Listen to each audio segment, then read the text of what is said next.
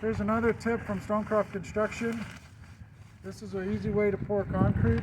Take a 6x6 sheet of 6 mil plastic from the painting aisle of your local hardware store. Break some concrete bag on it.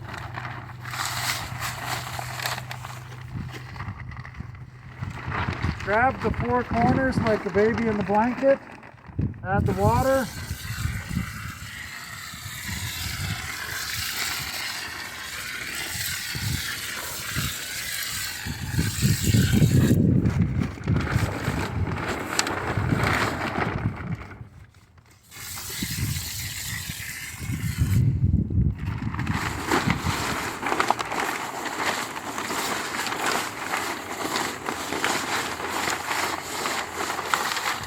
And then add it to your deck pier.